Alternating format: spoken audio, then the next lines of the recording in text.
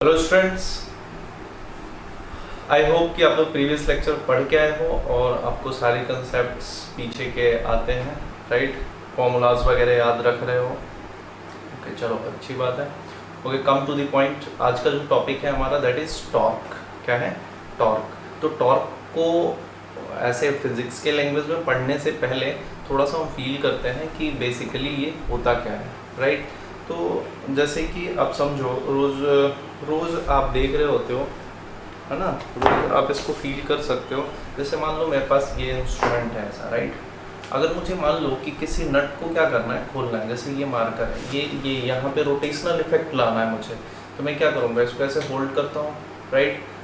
अब अगर मान लो कि आप यहाँ पे पकड़ लेते हो इसको, यहाँ बहुत पास में, राइट, और इसको ऐसे रोटेट करने की कोशिश करते हो, तो आपको हो सकता है कि रोटेशनल इफेक्ट लाने के लिए ज़्यादा फोर्स लगाना पड़े। और जब आप इसको प्रॉपर तरीके से, जब इसको यहाँ पे पकड़ोगे, या फिर ये और लंबा होता तो यहाँ पे पकड़ोगे, तो आप इजीली बहुत कम फोर्स लगा के, मतलब जितना भी फोर्स लगाओगे वो फोर्स इसमें ज़्यादा रोटेशनल चेंजेस लाएगा। आ रही है बात समझ में? या फिर आप ऐसे समझो, आपने ऐसा की देखा होगा,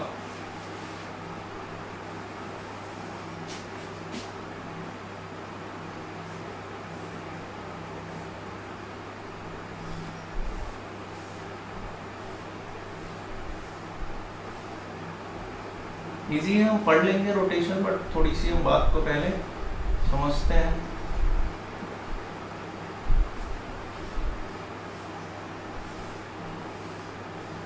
बहुत सही डायग्राम नहीं है, लेकिन आप समझ सकते हो बात को, है ना। ऐसा जो की होता है, मान लो यहाँ पे कोई नट है, राइट, और इस नट को आपको क्या करना है, रोटेट करना है। इस नट को क्या करना है, रोटेट करना है। तो आप कहाँ पे फोर्स लगाना पसंद करोगे, यहाँ पे, यहाँ पे, या यहाँ पे? बोलो। अगर आप मान लो कि 5 न्यूटन का फोर्स यहाँ पे अप्लाई करते हो, राइट, तो ये हो सकता है कि नट में रोटेशन इफेक्ट ना लाए, यानी कि आप नट को ओपन ना कर पाओ। वही 5 न्यूटन का फोर्स अगर यहाँ पे अप्लाई करते हो तो भी हो सकता है कि आप नट को रोटेट ना कर पाओ। बट अगर वही 5 न्यूटन यहाँ पे अप्लाई कर दोगे तो वो डेफिनेटली नट क्या हो जाएगा, रोटेट हो जाएगा, राइट। मतलब चांसेस ज्यादा हो जाएंगे उसमें रोटेशनल इफेक्ट लाने का।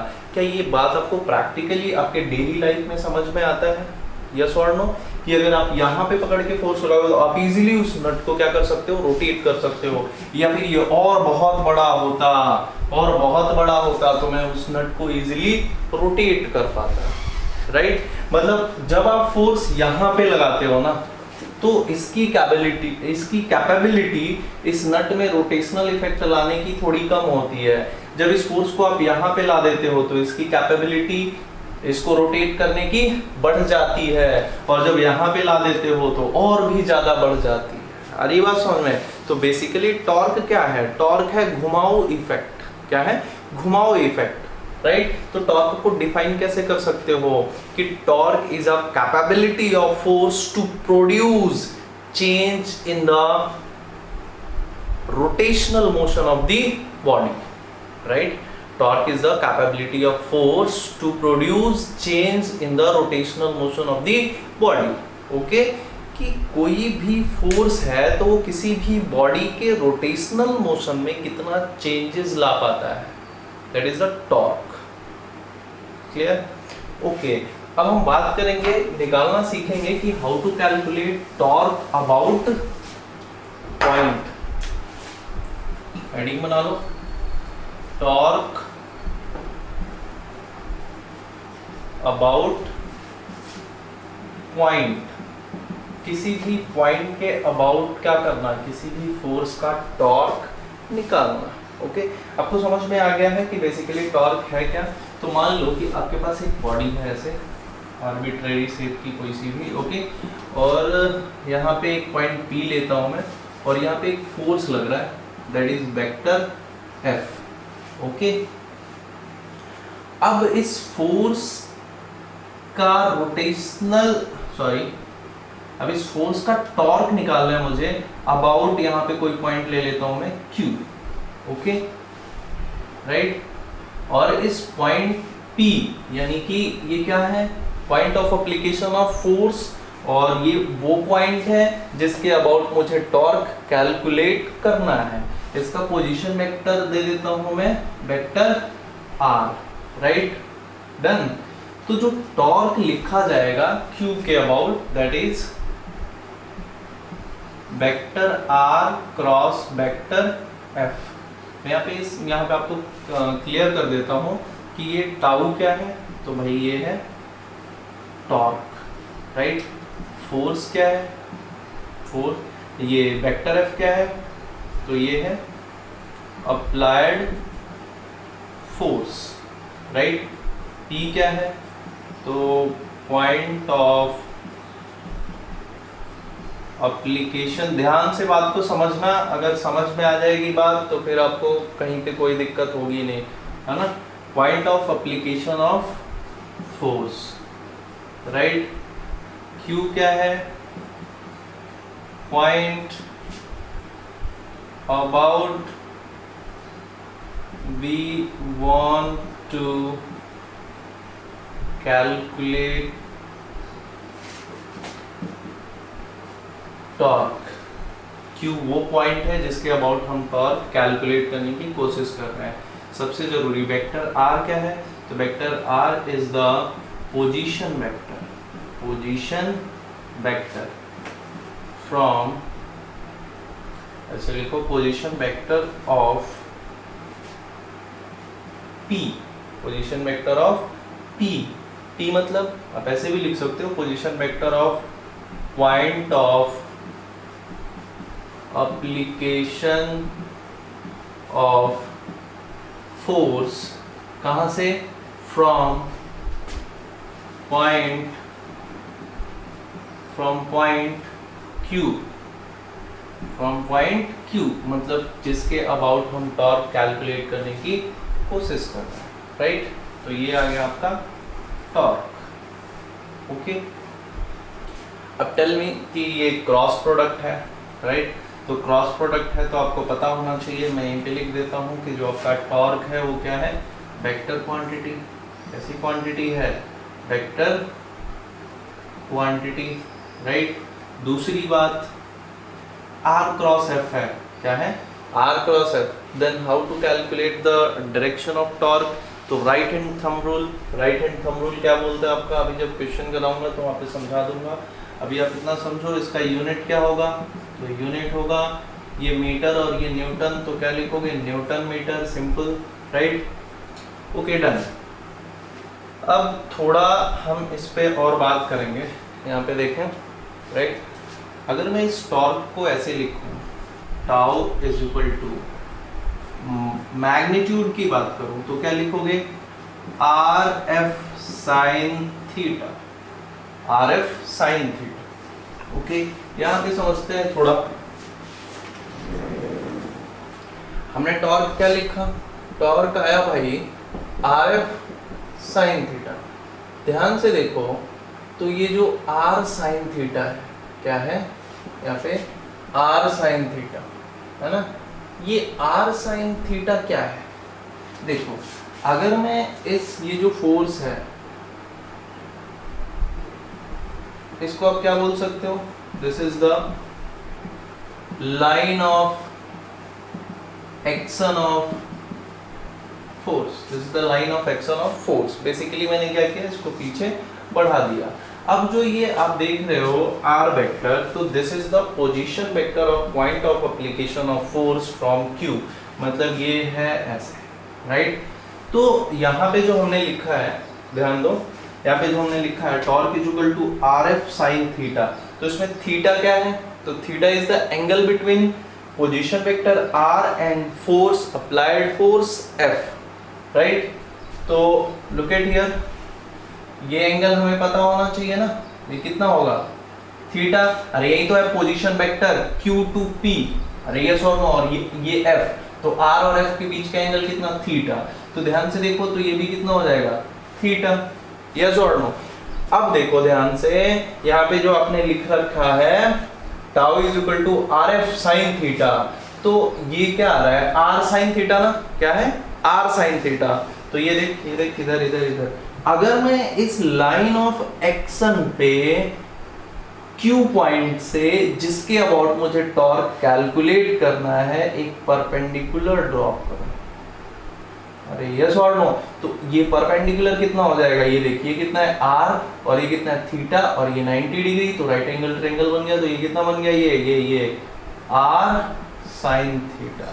तो मैं इस फॉर्मूले को ऐसे लिख देता हूं कि भाई r sin थीटा क्या है, तो r sin थीटा है परपेंडिकुलर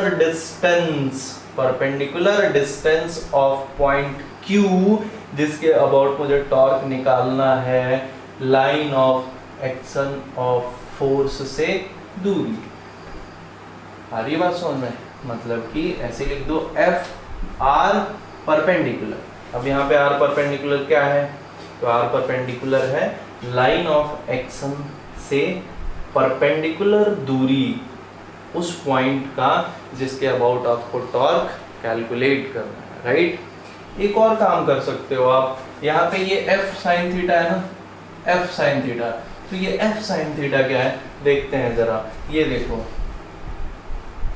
ये कितना है थीटा, तो ये वाला कंपोनेंट कितना हो जाएगा F cos थीटा, और देखिए ये वाला कंपोनेंट कितना होगा भाई F sin थीटा। तो ये क्या है, तो फोर्स का परपेंडिकुलर कंपोनेंट है r वेक्टर से। तो आप इसको ऐसे भी लिख सकते हो क्या, परपेंडिकुलर कंपोनेंट फोर्स का क्या परपेंडिकुलर कंपोनेंट कहां से, r वेक्टर से, राइट, इनटू r। तो ये है आपका टॉर्क, राइट। अब आपकी मर्जी है कि आप किसी भी पॉइंट के अबाउट टॉर्क कैसे निकालते हो, RF sin थीटा लिखते हो या r, बात एक ही है, बात क्या है, सेम है, एक ही है। ओके चलो एक क्वेश्चन करते हैं, क्लियरिटी आ जाएगी आपको। सॉरी डस्टर, राइट, इसको नोट करो।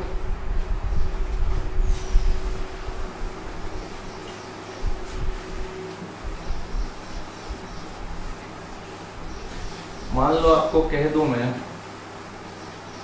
कि भाई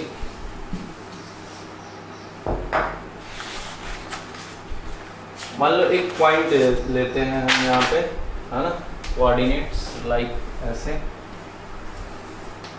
ओके, ये आपका y एक्सेस, ये आपका x एक्सेस। अब मैं आपको बोलता हूँ कि मैं यहाँ से ओरिजिन से x0 दूरी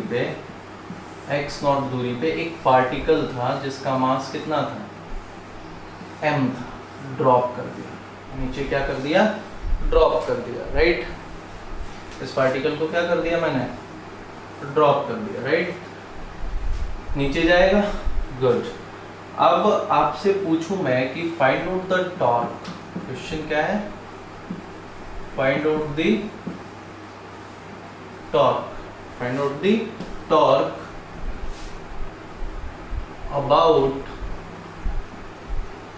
origin, find out the torque about origin at any time t, at any time t, किसी भी टाइम t पे इस पार्टिकल का इस ओरिजिन के अबाउट क्या निकालना है, टॉर्क निकालना है। तो किसी टाइम t पे मान लो कि ये पार्टिकल कहाँ पे आ गया होगा, गिरते गिरते यहाँ पे पहुंच गया, यस और नो, राइट। तो पार्टिकल पे यहाँ पे आने के बाद फोर्स, मास कितना था इसका, m था ना, तो फोर्स कितना लगेगा इधर, mg लगेगा, नहीं लगेगा, आई थिंक बहुत ज़्यादा नीचे हो गया, दिख नहीं रहा होगा, है ना, थोड़ा ऊपर होना था। मान लो किसी टाइम t पे पार्टिकल कहाँ पहुँच गया, यहाँ पे, तो फोर्स किधर लग रहा होगा, नीचे की तरफ, mg, यस और no, at time t, at time t, okay.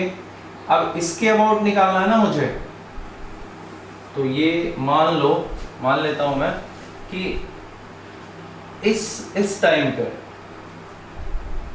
पे यहां से ये एंगल कितना है, एक काम करो, किसी टाइम t पे पार्टिकल यहां पे पहुंच गया, राइट, तो मुझे इस पॉइंट के अबाउट टॉर्क निकालना है, और point of application of force कहाँ है, अभी यहाँ पे है ना, राइट। अपन टॉर्क क्या लिखते हैं, tau is equal to RF sin theta, yes और नो?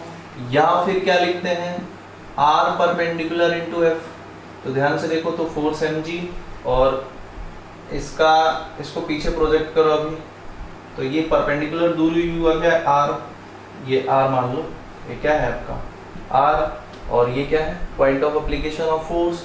तो देखोगे अगर ध्यान से, तो इनके बीच ये फर्स्ट ऑफ ऑल आपको समझना पड़ेगा कि आर क्या होता है। तो पोजीशन वेक्टर होता है, कहाँ से, जिस पॉइंट के अबाउट आपको टॉर्क निकालना है वहां से पॉइंट ऑफ एप्लीकेशन। तो ये आर रहा ना, तो ये आर भी इधर होगा क्या डायरेक्शन, यस और नो, और फोर्स इधर। ओके, तो मान लो कि इस टाइम पे दोनों के बीच का एंगल कितना है, थीटा। कितना है, थीटा। तो ऑब्वियस सी बात है, यहाँ पे क्या लिख दोगे, are F sine theta, R F sine theta. तो ये देखो आर साइन थीटा क्या हो रहा है, अगर ये थीटा है तो ये भी कितना हो जाएगा, थीटा। बोल भाई कितना हो जाएगा, थीटा। हमने इसको थीटा माना ना, तो ये भी कितना हो गया, थीटा।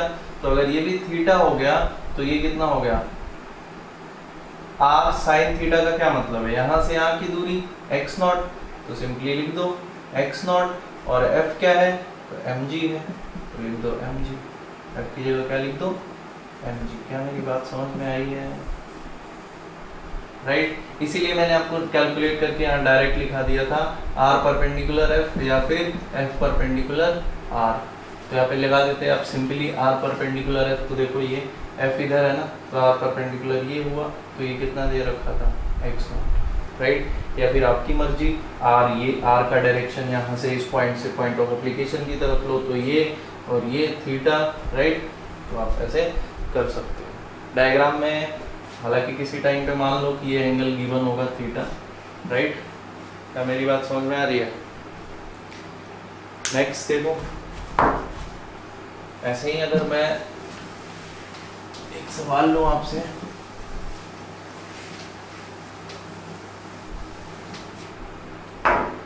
मान लो मैं बोलता हूं आपको कि एक पॉइंट है यहाँ पे, राइट, यहाँ से कितने पे, 4 सेंटीमीटर पे, यहाँ से देखो 4 सेंटीमीटर पे, मान लो इधर एक फोर्स लगाता हूँ मैं 10 न्यूटन का। कितने का, 10 न्यूटन का, ओके। और यहाँ से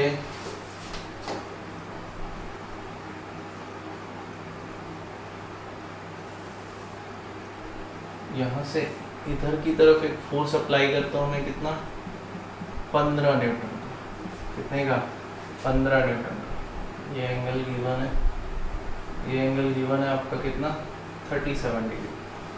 कितना है, 37 डिग्री, राइट। एंड यहाँ से एक फोर्स अप्लाई करता हूँ सीधा ऐसे, कितना भाई, 5 न्यूटन का, राइट। और यहाँ पे एक फोर्स है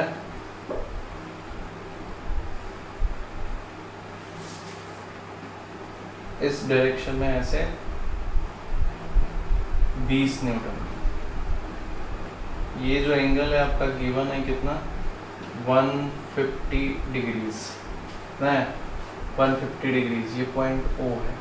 आपसे बोला गया कि O पॉइंट के अबाउट क्या निकालो, टॉर्क निकालो। Find out the torque about point O।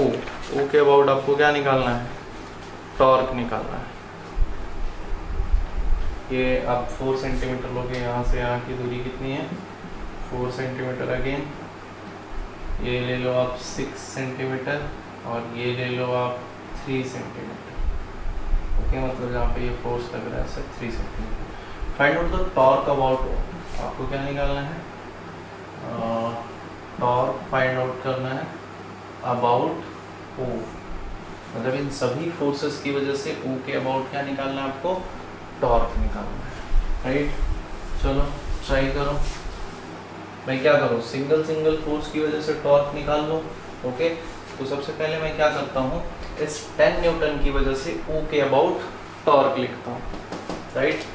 तो इसको नाम देता हूँ τ1, राइट। तो 10 न्यूटन का O के अबाउट टॉर्क कितना होगा, टेल मी। क्या होता है R F, right, are F sine theta, yes और नो।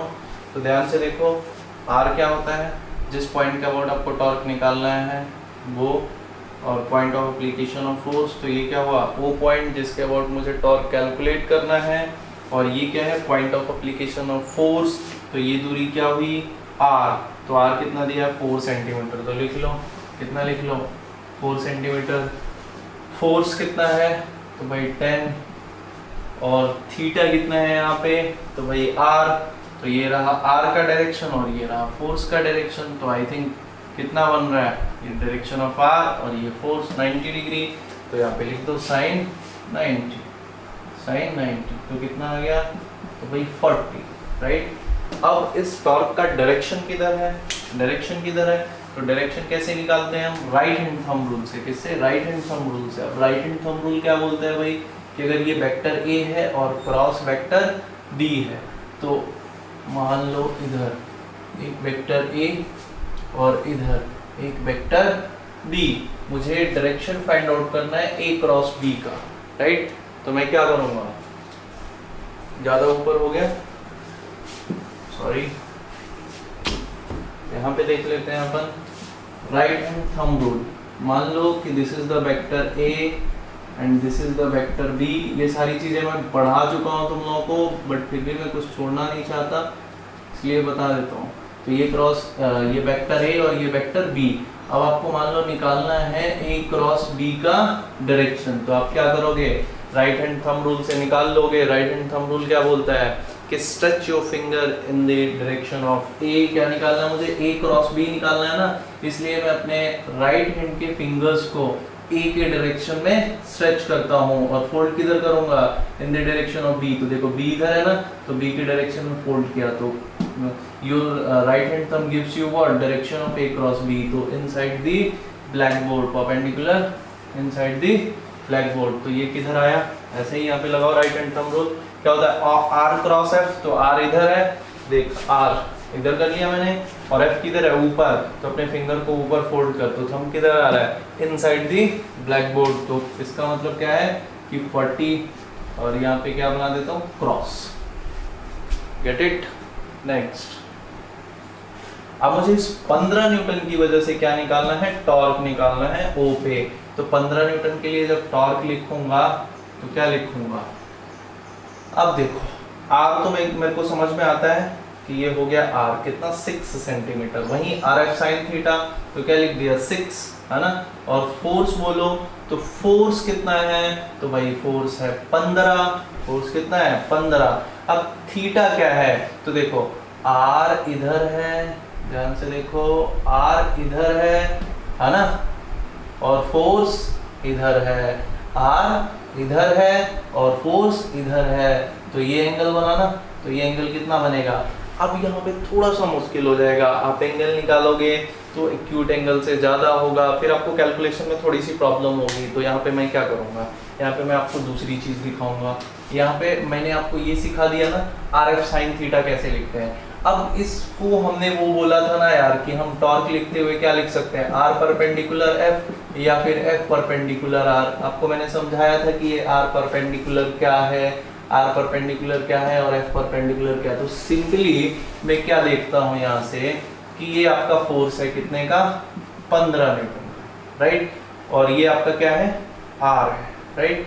तो एक बात बताओ, अगर ये फोर्स 15 न्यूटन का है, मतलब इस डायरेक्शन में कितना लग रहा है 15 न्यूटन, तो मैं क्यों ना इस फोर्स का 2 कंपोनेंट कर लूं, एक कंपोनेंट ये, राइट, और दूसरा ये, देख, और दूसरा ये, तो ये कितना है, ये कितना है, ये 15 न्यूटन लग रहा था ना, देखना भाई 15 न्यूटन इस डायरेक्शन में लग रहा है ना, तो ये 15 न्यूटन, तो ये कितना है 37, तो ये कितना हो जाएगा, बोल जल्दी बोल, 15 साइन 37, साइन 37 कितना होता है 15, और ये कितना होता है 3/5, 3/5, तो ये कितना आया 9 न्यूटन। अब देखो आर से परपेंडिकुलर मैंने क्या निकाल लिया भाई, एफ परपेंडिकुलर निकाल लिया, तो एफ परपेंडिकुलर कितना आ गया 9 न्यूटन और आर कितना है 6, तो सिंपल यहाँ पे लिख दूंगा 6 × 9, तो ये कितना आ गया 54। कोई बुराई। भाई हमने टॉर्क के लिए पढ़ा था ना कि टॉर्क को क्या लिख सकते हैं, आर परपेंडिकुलर एफ या फिर एफ परपेंडिकुलर आर। तो मैंने सिंपली यहाँ पे देखो इधर लग रहा था ना 15 न्यूटन, तो मैंने इस 15 न्यूटन का, ये 37 था, तो दो कंपोनेंट कर दिया। 15 न्यूटन का इधर वाला कंपोनेंट क्या कहलाएगा, 15 cos 37, और ये कितना हो गया 15 sin 37।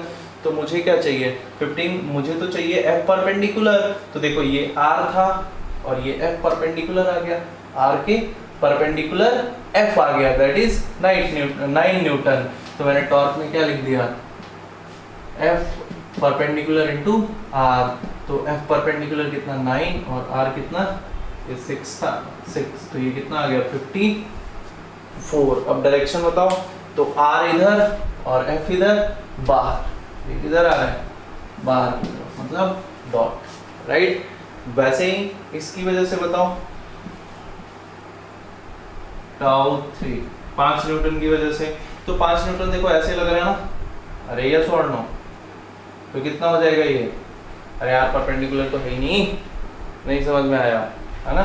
या यहाँ पे अगर थीटा भी कैलकुलेट करोगे तो ये देखो ये ऐसे ही ऐसे है ना, तो यहाँ पे आर परपेंडिकुलर 0 होने की वजह से ये कितना हो गया 0।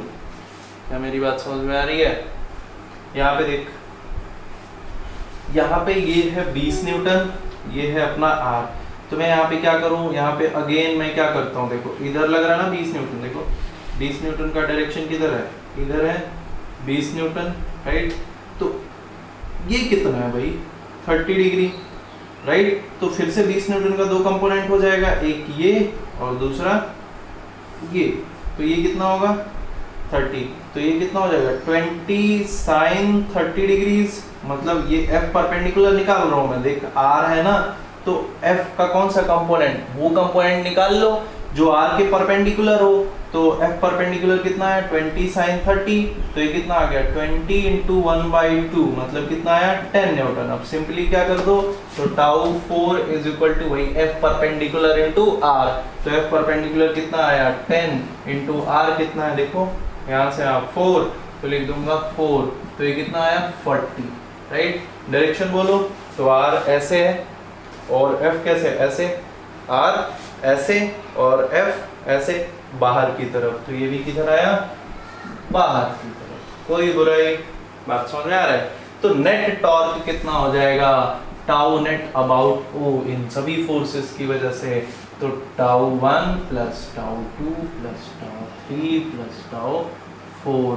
तो ध्यान से देखो, तो टाउ 1 कितना है, टाउ 1 है 40 नीचे की तरफ, अंदर की तरफ एक्चुअली, और टाउ 2 कितना है 54 बाहर की तरफ, है ना, और ये 0 और ये 40 किधर बाहर की तरफ। तो ध्यान से देखोगे, तो ये देखो अगर आप बाहर को पॉजिटिव लोगे तो अंदर को नेगेटिव, ओके। तो बाहर को मैंने पॉजिटिव लिया, ये पॉजिटिव, तो ये नेगेटिव हो जाएगा ना, तो इसने इसको कैंसिल कर दिया, तो कितना बचा 54 बाहर की तरफ, राइट। यूनिट लिखोगे तो क्या आएगा, ये अभी किस में आएगा, सेंटीमीटर में लिया था ना हमने, हाँ 4 सेंटीमीटर 6 सेंटीमीटर लिया था, सब सेंटीमीटर में लिया था। तो इसको मीटर में कन्वर्ट कर दो तो कितना आया 0.45, है ना, न्यूटन मीटर। कोई बुराई, बात समझ में आ रहा है, ओके डन।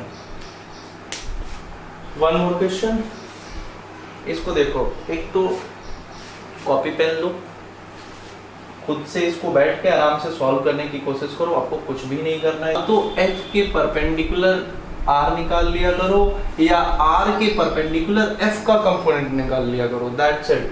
तो मैंने यहाँ पे क्या किया, देखो ये अपना r था, ये परपेंडिकुलर कंपोनेंट था 10, तो मैंने क्या लिख दिया rf, simple r into F. देख ये फोर्स इधर था ना और r ये था, तो मैंने इस फोर्स का परपेंडिकुलर कंपोनेंट निकाल दिया, तो f perpendicular into r, f perpendicular कितना आया देखो 9 और r कितना था 6, सिंपल। सारी बात सुन रहे, तो थिंक अबाउट दैट, ओके। यहाँ पे r परपेंडिकुलर 0 है, तो मैंने क्या लिख दिया यहाँ से मतलब अगर आप बात करो, मान लो ये आ रहा है यहाँ से यहाँ कितना 3, राइट, मतलब this is the point of application of force and this is the point about which we want to calculate moment of inertia यानी वो टॉर्क, राइट। तो यहाँ पे अगर मैं F का परपेंडिकुलर कंपोनेंट निकालूं R के तो 0 आएगा, तो ये कितना आ गया 0। यहाँ पे देखो, यहाँ पे फोर्स किधर था, इधर था ना फोर्स, तो R ये रहा, तो यहाँ से R के परपेंडिकुलर फोर्स का मैंने कंपोनेंट निकाल लिया और simple torque is equal to F perpendicular into R, तो F perpendicular is how much 10 and R is 4, तो दिस, और इसको ऐड कर दिया, राइट। नाउ थोड़ा सा अच्छा क्वेश्चन करते हैं, मान लो थोड़ा सा प्रोजेक्टाइल से इसको जोड़ते हैं, ओके। प्रोजेक्टाइल मोशन पढ़ा है ना, तो अगर मान लो मैं आपको बोलूं, ये पूछा गया था नीट में क्वेश्चन, ओके।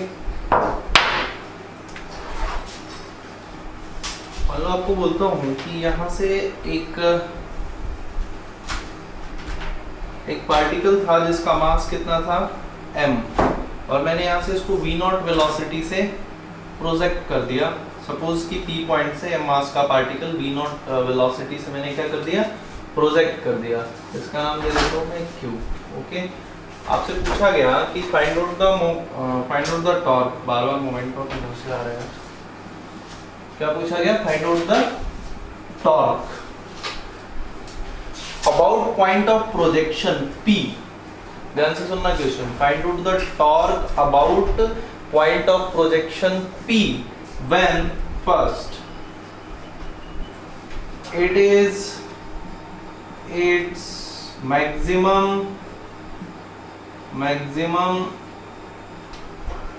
height। क्या करना है आपको, टॉर्क फाइंड आउट करना है अबाउट पॉइंट p यानी कि projection point, right, when particle is its maximum height, right, and दूसरा question, when it just touch the ground। दो क्वेश्चन मैं आपसे पूछ दिया, मास का पार्टिकल v0 वेलोसिटी से प्रोजेक्ट किया, तो find out the moment of inertia about point of projection p when it is its maximum height, and second one is it is just touch the ground, मतलब जब ये इस ground को touch करे तब, और जब ये अपने मैक्सिमम हाइट पे हो तब। स्क्रीन को पॉज करो और कोशिश करो सॉल्व करने का, बहुत इजी है, राइट। मान लो जब आपका ये पार्टिकल यहाँ पे होगा, ओके, तो फोर्स यहाँ पे कैसे लगेगा, इधर mg। मुझे निकालना है टॉर्क, मुझे क्या निकालना है, टॉर्क क्या होता है, r cross f, simple, right, r cross f।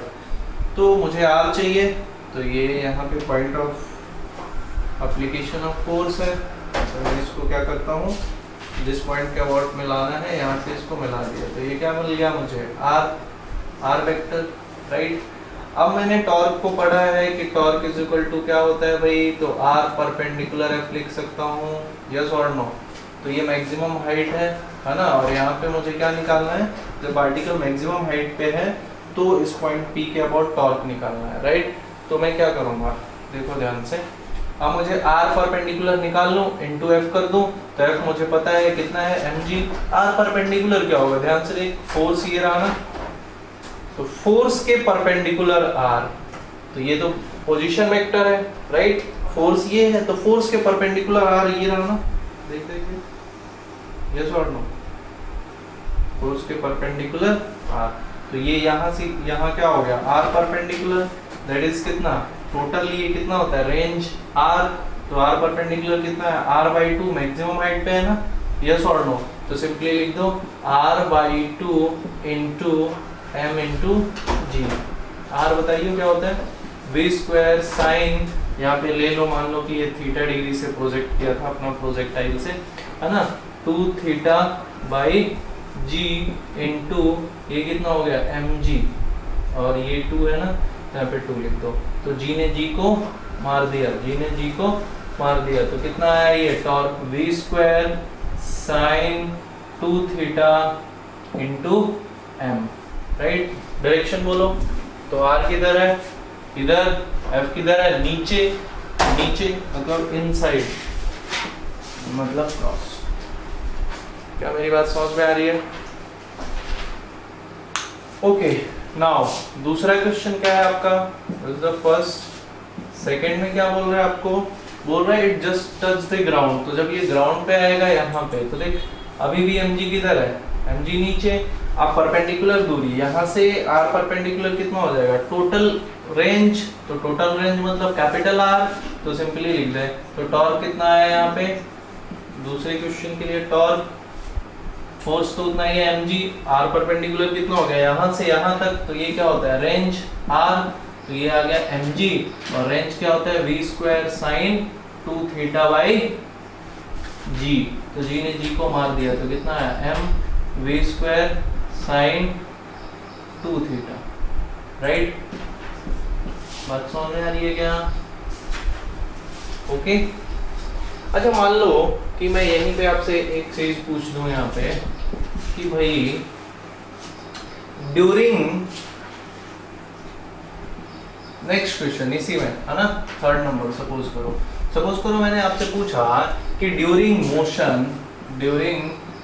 Motion from P to Q, during motion from P to Q, torque about P is first option increasing, second remains constant, third decreasing, fourth none of this। चलो मैंने पूछा कि जब particle P से Q तक गया, right, तो इस मोशन के ड्यूरेशन में क्या हुआ, torque about P is increasing, remains constant, decreasing, none of this। कौन सा ऑप्शन सही है, टेल मी। आप यहीं से देख सकते हो, देखो जब ये मैक्सिमम हाइट पे था, मतलब कि यहाँ पे था, टॉर्क देखो कितना आया था, ये बाई 2 रह गया ना, ये देखना यहाँ पे 2 बचेगा ना, देख कितना है v square sine 2 theta into m by 2। आप देख जब यहाँ पे पहुंच गया तो कितना हो गया, m v square sine 2 theta, दोगुना हो गया। मतलब कि आप इस चीज को ऐसे भी समझ सकते हो कि देखो जब पार्टिकल यहाँ से चलना स्टार्ट होगा ना, फोर्स तो सेम रहेगा mg, यहाँ पे रहेगा तो भी नीचे mg, यहाँ पे रहेगा तो भी नीचे mg, यहाँ पे रहेगा तो भी mg, यहाँ पे mg, यहाँ पे mg, यहाँ पे mg। तो बढ़ क्या रहा है, देखना r बढ़ता जा रहा है क्या, जैसे जैसे पार्टिकल p से q की तरफ बढ़ रहा है, ये देख परपेंडिकुलर दूरी बढ़ती जा रही है। तो जब परपेंडिकुलर दूरी बढ़ती जा रही है तो टॉर्क भी क्या होगा, ऑलवेज इंक्रीज करेगा। जैसे जैसे पार्टिकल P से Q की तरफ जाएगा, टॉर्क क्या करेगा, इंक्रीज करेगा, right. Okay done. One more question कि हो गया, कैलकुलेट कर लोगे टॉर्क वगैरह, राइट। अच्छा नेक्स्ट हम यहाँ पे सीखेंगे, अभी तक हम क्या पढ़ रहे थे कि torque about point. Now heading बनाओ torque about axis, rotational axis, torque about rotational axis क्या है, torque about rotational axis, torque about rotational axis. Okay, तो किसी भी बॉडी का हम क्या करेंगे, अब टॉर्क निकालेंगे उसके रोटेशनल एक्सिस के अबाउट। तो चलो देखते हैं how to calculate torque about rotational axis. मान लो कि आपके पास ये एक रोटेशनल एक्सिस ले लेता हूं मैं AB, it is called AB rotational axis, और ये अपना डोर है, क्या है, दरवाजा है ना, रोज देखते हो, खोलते हो बंद करते हो, इसलिए मैंने सिंपल एग्जांपल लिया है। ये अपना क्या है, डोर है, A B C D। इस रोटेशनल एक्सिस का नाम दे दो XY, राइट, XY। अब प्रैक्टिकली यहाँ पे हम कुछ बातें समझते हैं। ओके मैडम ये देना रजिस्टर,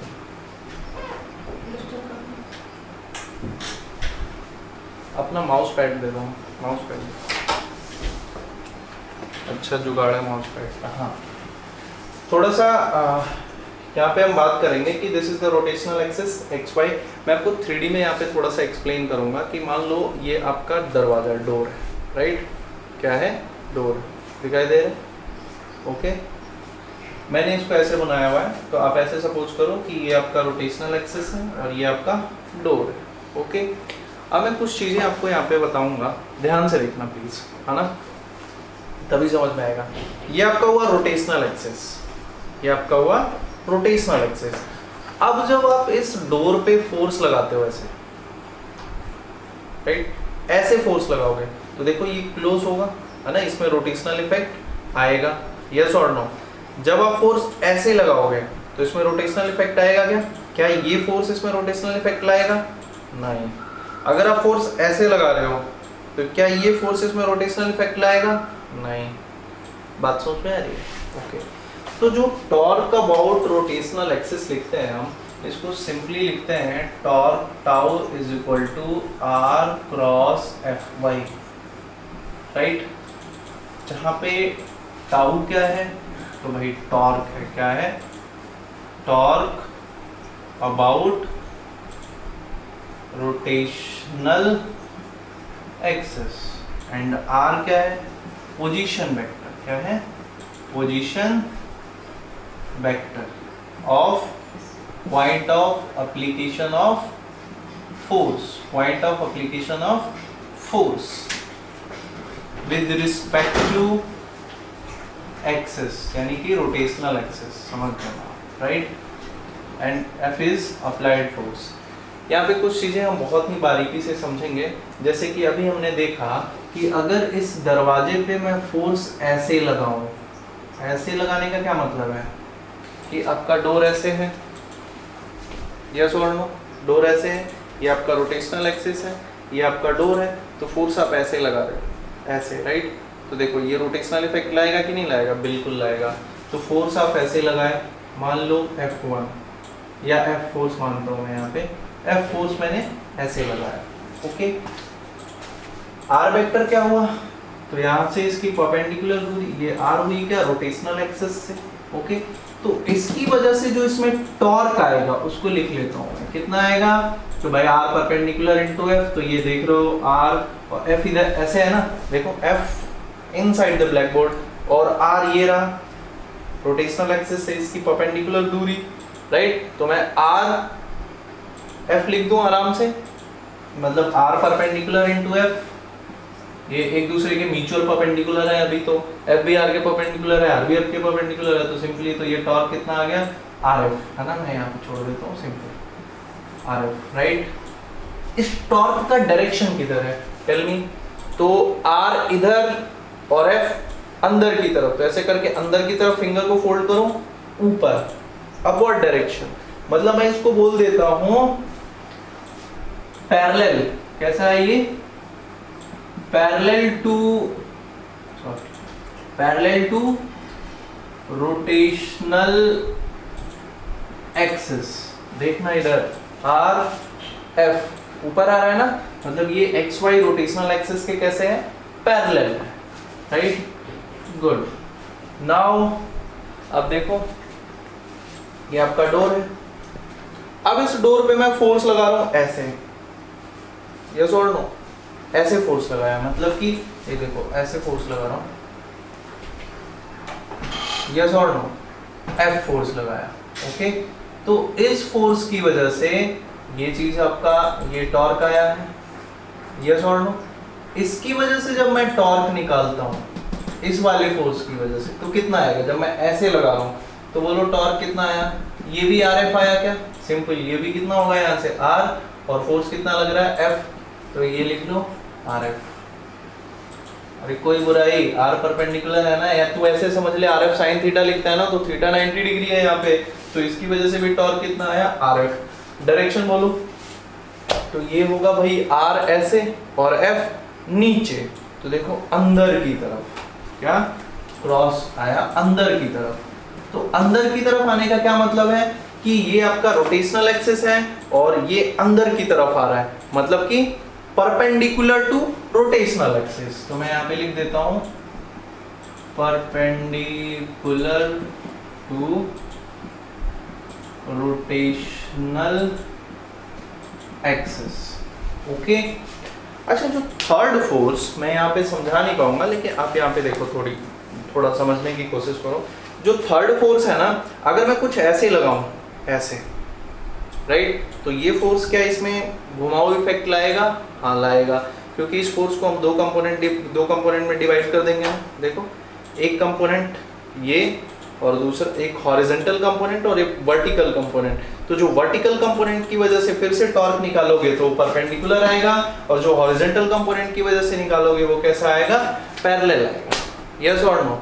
तो आप ध्यान से देखो, टॉर्क दोनों फोर्स की वजह से आ रहा है। जब आप फोर्स ऐसे लगा रहे हो तो भी टॉर्क आया, जब आप फोर्स ऐसे लगा रहे हो तो भी टॉर्क आया, दोनों में सेम आया अगर आपने सेम फोर्स लगाया है तो। क्लियर? अब समझने वाली बात ये है कि टॉर्क क्या है।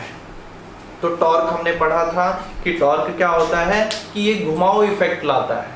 ओके, मतलब ये बॉडी के रोटेशनल मोशन में टॉर्क किसी भी फोर्स की वो कैपेबिलिटी है जो बॉडी के रोटेशनल मोशन में चेंजेस लाता है, राइट। तो क्या ये वाला टॉर्क, मतलब इस फोर्स की वजह से ये फोर्स इस बॉडी को, मतलब इस दरवाजे को रोटेट कर पाया? जी नहीं। क्या ये वाला फोर्स, जब आप दरवाजे पे ऐसे फोर्स लगाएगा तो ये रोटेट करेगा क्या? नहीं करेगा ना। तो ये वाला फोर्स इस डोर को रोटेट नहीं कर पाया, राइट। लेकिन जब हमने फोर्स ऐसे लगाया तो ये इसमें रोटेशनल इफेक्ट ला पाया। तो यहाँ पे जो नेट आया, टाउ नेट आया, वो कितना आया? बस RF आया, ये नहीं आया। दैट मीन्स कि कंक्लूजन क्या है कि torque about rotational axis is the component of R cross F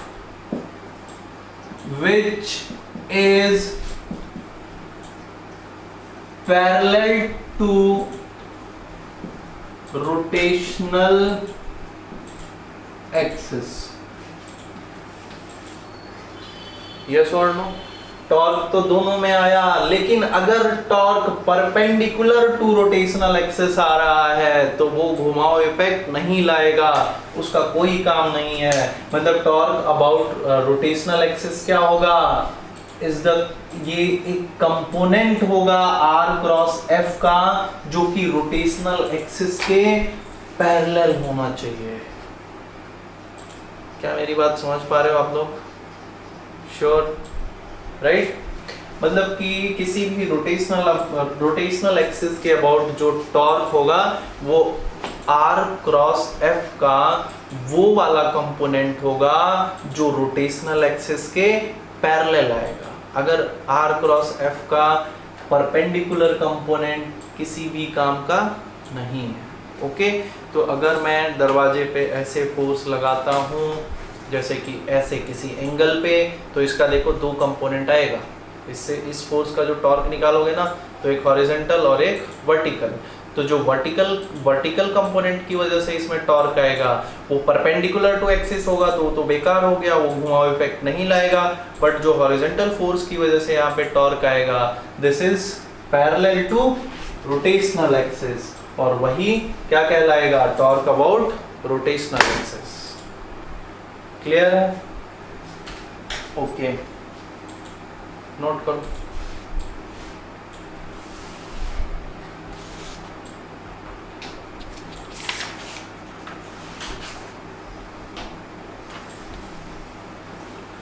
चलो नेक्स्ट,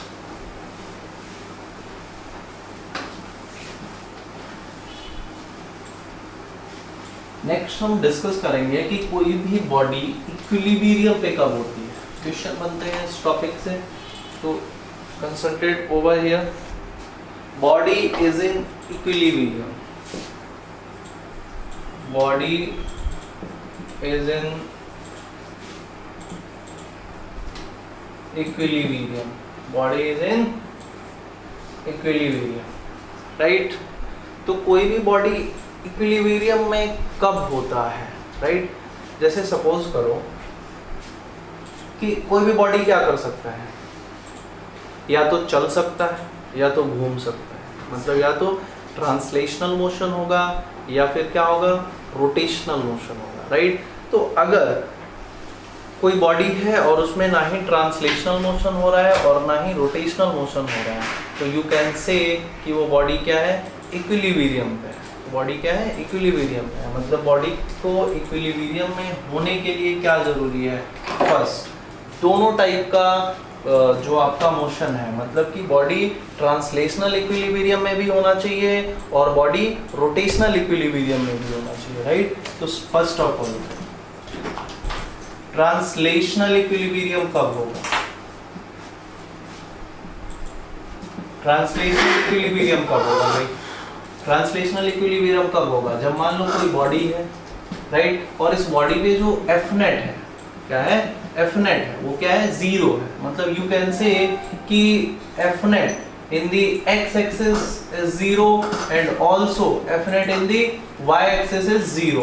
देन हम कह सकते हैं कि बॉडी में कोई ट्रांसलेशनल मोशन होगा ही नहीं, मतलब बॉडी ट्रांसलेशनल इक्विलिब्रियम है, राइट। दूसरी बात रोटेशनल इक्विलिब्रियम, तो रोटेशनल इक्विलिब्रियम में कब होगा बॉडी, रोटेशनल इक्विलिब्रियम, तो रोटेशनल इक्विलिब्रियम में बॉडी कब होगा, जब टॉर्क जीरो हो, मतलब उस पे लगने वाले किसी भी फोर्स के द्वारा वो बॉडी रोटेट नहीं हो रही है, उसमें घुमाव इफेक्ट आ ही नहीं रहा है। तो रोटेशनल इक्विलिब्रियम में कब होगा, जब टाउ नेट कितना होना चाहिए, जीरो। आ रही बात समझ में। तो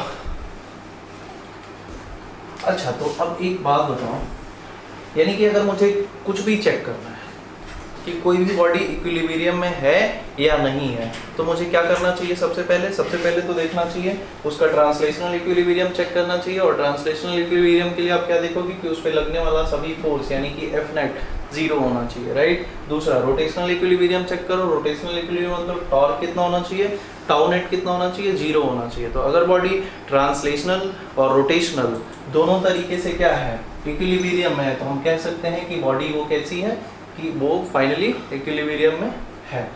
अब फॉर एग्जांपल अगर मैं आपसे बोलूं कि सपोज ये अपनी कोई बॉडी थी ऐसे, राइट, इस पे फोर्स लगा इधर F और इधर भी फोर्स लगा कितना F। अब टेल मी कि क्या ये बॉडी इक्विलिब्रियम में है, यस और नो। तो आप देखोगे, बोलोगे मेरे से कि सर अगर मैं F नेट की बात करूं, F net x, F net in x axis you can say, तो क्या मिलेगा आपको, जीरो, क्योंकि इधर f और इधर f कैंसिल, और F net in y axis is also zero. तो आप बोलोगे कि सर ये ट्रांसलेशनल इक्विलिब्रियम में है, हमने चेक कर लिया। अब रोटेशनल इक्विलिब्रियम, तो इस बॉडी के किसी भी पॉइंट के अबाउट अगर मैं टॉर्क की बात करूं, तो ये दोनों फोर्सेस बॉडी में कुछ घुमाव इफेक्ट ला पाएगा क्या, नहीं। तो आप बोलोगे टॉर्क भी सर जीरो है ना, इससे और इससे दोनों फोर्सेस बॉडी का जो टॉर्क हम निकालेंगे वो कितना आएगा, टॉर्क भी जीरो आएगा। तो यू कैन से कि body is in equilibrium, right. दूसरा क्वेश्चन अगर मैं यहीं पे आपसे पूछूं कि मान लो एक बॉडी ऐसे है, राइट। अच्छा, पहले मेरे को सोच के बताओ कि अगर एफ नेट जीरो है, मतलब बॉडी ट्रांसलेशनल इक्विलिब्रियम में है, तो क्या उसका टाउ नेट भी जीरो होगा। थिंक अबाउट दैट, कि अगर एफ नेट जीरो है तो क्या टाउ भी जीरो होगा। चलो देखते हैं, यहाँ पे एक एग्जांपल से समझते हैं। मान लो there is a body, right, and इसका लेंथ ले लेता हूँ मैं कितना, मान लो 12 ले लिया, ओके। ये पॉइंट A और ये पॉइंट B, यहाँ पे फोर्स लग रहा है कितना, F, और यहाँ पे भी फोर्स कितना लग रहा है, F। क्लियर, यस और नो। तो अब मेरे को बताओ यहाँ पे कि क्या ये बॉडी इक्विलिब्रियम में है, टेल मी, क्या ये बॉडी इक्विलिब्रियम में है। आप बोलोगे कि सर यहाँ पे एफ नेट कितना है, एफ नेट कितना है, जीरो। है, बिल्कुल है। एफ नेट कितना हो गया 0, क्योंकि equal and opposite force act कर रहा है। तो आप बोलोगे कि सर ये ट्रांसलेशनल इक्विलिब्रियम में है, लेकिन क्या ये रोटेशनल इक्विलिब्रियम में है? नहीं। अगर मैं यहाँ पे इसको हिंज कर दूं तो क्या ये दोनों फोर्स इसमें रोटेशनल इफेक्ट लाएगा? यस।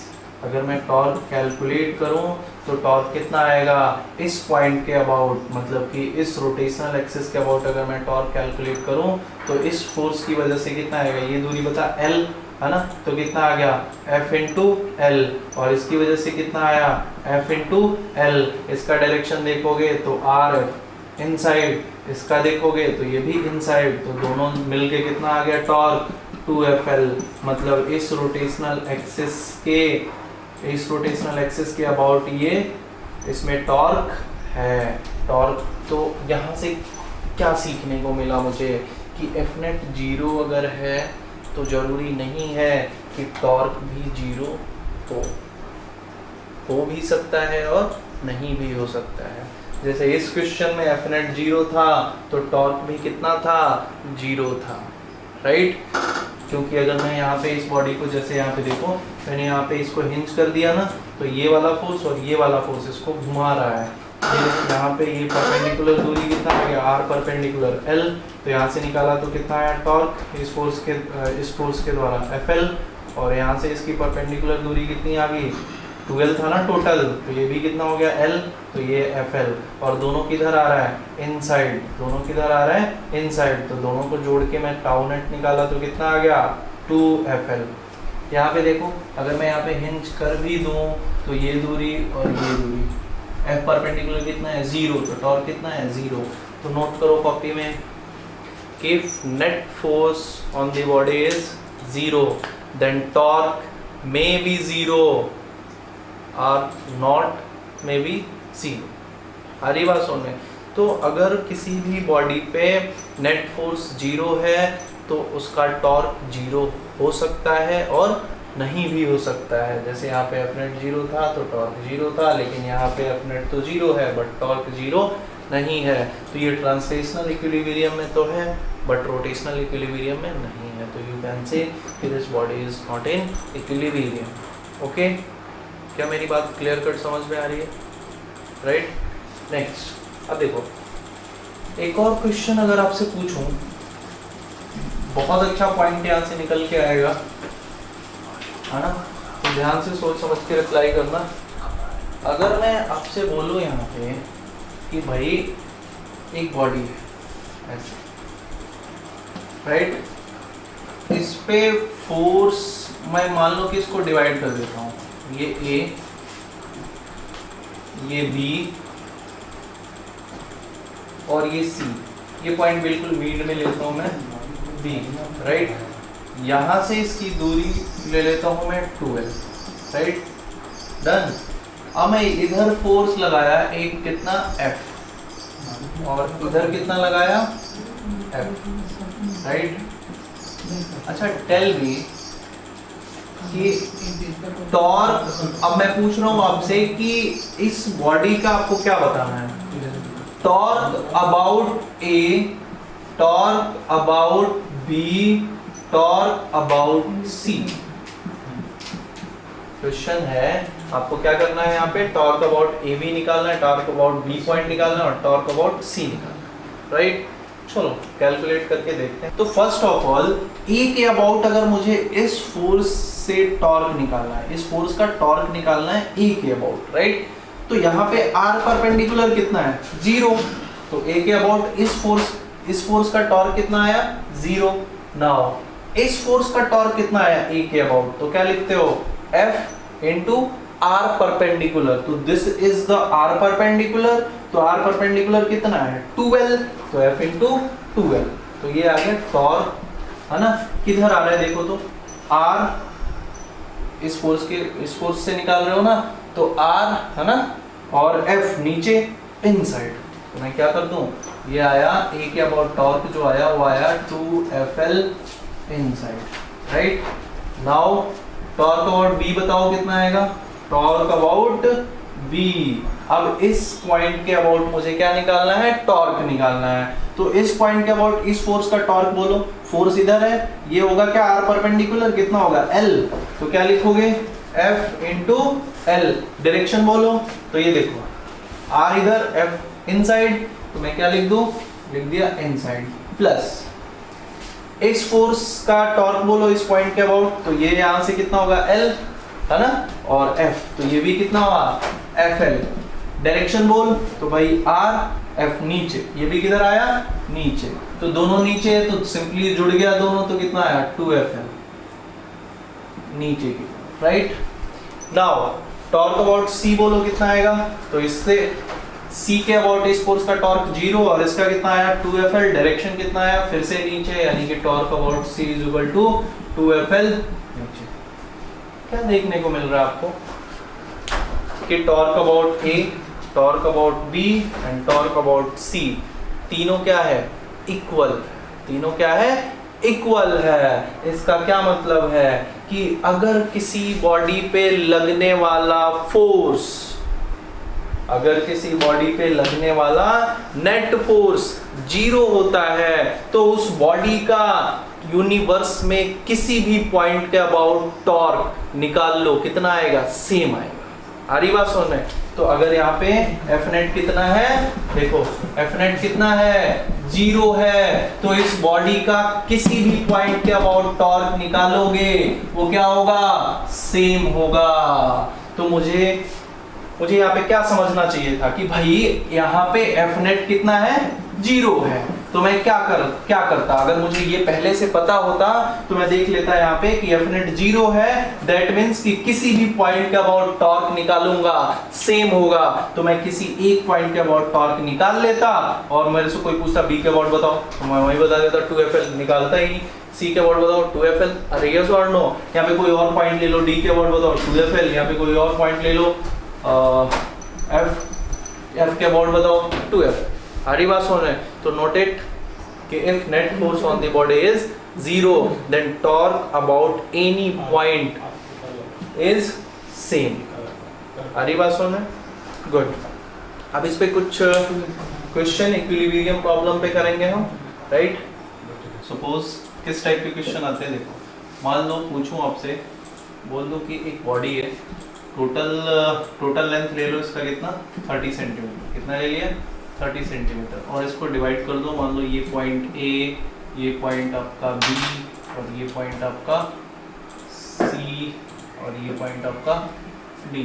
ओके, अगर मैं आपसे बोलूं कि भाई ये जो सी पॉइंट, ये जो बी पॉइंट है, यहाँ से कितनी दूरी पे है 10 सेंटीमीटर पे, इस पे एक फोर्स लग रहा है ऊपर की तरफ कितना 20 न्यूटन, राइट। एंड इस पॉइंट पे एक फोर्स लग रहा है इधर, सी पॉइंट हटाओ अभी, यहाँ से 10 मीटर पे, ओके यहाँ पे मत लगाओ, एक काम करो, मान लो यहाँ पे ये पॉइंट है आपका सी, राइट, यहाँ से कितनी दूरी पे 20 सेंटीमीटर पे, और नीचे की तरफ फोर्स लग रहा है कितना 20 न्यूटन। ओके, अब आपसे क्वेश्चन पूछता हूँ मैं कि find out the third force, find out the third force, find out the third force for which this body is in equilibrium। तो फर्स्ट ऑफ ऑल यहाँ पे चेक करो, ये 20 न्यूटन नहीं 30 न्यूटन हो, राइट। तो क्या अभी ये बॉडी इक्विलिब्रियम में है? कोई भी बॉडी इक्विलिब्रियम में कब होती है, जब वो ट्रांसलेशनल इक्विलिब्रियम में भी हो और रोटेशनल इक्विलिब्रियम में भी हो। तो अभी ध्यान से देखो यहाँ पे, तो एफ नेट निकालोगे तो एफ नेट कितना आ रहा है 10 न्यूटन नीचे, राइट। तो फर्स्ट ऑफ ऑल सबसे पहले तो चेक करो ट्रांसलेशनल इक्विलिब्रियम, राइट। तो ट्रांसलेशनल इक्विलिब्रियम में एफ नेट कितना होना चाहिए आपका 0, यहाँ पे एफ नेट कितना है 10 न्यूटन नीचे। तो मैं मान लिया यहाँ पे कि मैंने इधर एफ फोर्स लगा दिया फॉर द इक्विलिब्रियम। तो इक्विलिब्रियम एफ नेट 0 मतलब जितना अपवर्ड फोर्स है उतना ही डाउनवर्ड, यानी कि 20 plus F is equal to कितना होना चाहिए 30। तो यहाँ से एफ इज इक्वल टू कितना है 10 न्यूटन, यानी कि 10 न्यूटन का फोर्स यहाँ पे मुझे ऊपर की तरफ अप्लाई करना पड़ेगा। अगर 10 न्यूटन का फोर्स अप्लाई कर दिया तो ये बॉडी हमारा ट्रांसलेशनल इक्विलिब्रियम में चला गया। अब सपोज करो कि मैंने यहाँ से इसका लोकेशन कि कहाँ पे अप्लाई किया, तो मैंने मान लिया कि इस बी पॉइंट से x दूरी पे मैंने अप्लाई किया। नेक्स्ट आता है हमारा रोटेशनल इक्विलिब्रियम चेक करना। तो रोटेशनल इक्विलिब्रियम कैसे चेक करते हो? रोटेशनल इक्विलिब्रियम के लिए यू नो दैट कि टाउ नेट कितना होना चाहिए, 0 होना चाहिए।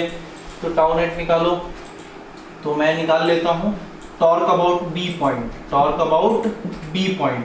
तो बी पॉइंट के अबाउट जब टॉर्क निकालोगे आप, तो 20 न्यूटन से टॉर्क कितना आ गया? 20 न्यूटन की वजह से टॉर्क अबाउट बी पॉइंट। इस फोर्स की वजह से टॉर्क कितना आया? 0।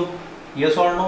अच्छा, इस 30 न्यूटन की वजह से टॉर्क कितना आया? ये देखिए दूरी कितनी हो जाएगी? r f into R perpendicular in fact, तो ये परपेंडिकुलर है तो कितना हो गया? 10 और ये कितना है? 20 है ना। तो ये कितना हो जाएगा? 10 सेंटीमीटर। यस और नो? तो ये कितना आ गया? 300 राइट।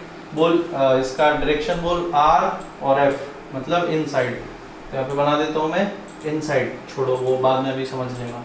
नाउ 10 न्यूटन की वजह से टॉर्क कितना होगा? 10 न्यूटन की वजह से x दूरी पे, तो 10x। देख इसका डायरेक्शन किधर होगा? आउटसाइड, तो इसको नेगेटिव रख लूं क्या? -10x right. अब रोटेशनल इक्विलिब्रियम के लिए टाउ नेट 0, तो टाउ नेट 0 मतलब torque about point is 0 right. किसी भी पॉइंट के अबाउट निकालोगे टॉर्क सेम होगा क्या? क्योंकि अभी हमने पढ़ा कि अगर एफ नेट 0 है तो यहाँ पे 10 न्यूटन लगाने के बाद एफ नेट तो 0 हो गया ना। तो एफ नेट 0 हो गया तो torque about any point is same. तो मैंने बी पॉइंट का अबाउट निकाल लिया है। आप किसी भी पॉइंट का अबाउट निकाल सकते हो, ए के भी निकाल सकते थे, डी के भी निकाल सकते थे। मैंने बी पॉइंट इसलिए सिलेक्ट किया क्योंकि 20 न्यूटन पर टॉर्क बी के अबाउट कितना हो जाएगा? 0 राइट। तो यहाँ पे इसको 0 रख दो, तो पूरा 0 रखोगे तो 300 minus 10x is equal to कितना आ गया? 0। तो x इज इक्वल टू कितना आ गया? 30 सेंटीमीटर। मतलब कि यू कैन से कि अगर इस बॉडी को इक्विलिब्रियम में लेके जाना है तो आपको क्या करना पड़ेगा? फोर्स लगाना पड़ेगा यहाँ से कितनी दूरी पे? x is equal to 30 centimetre पे 10 न्यूटन। ओके, नाउ मिलते हैं नेक्स्ट।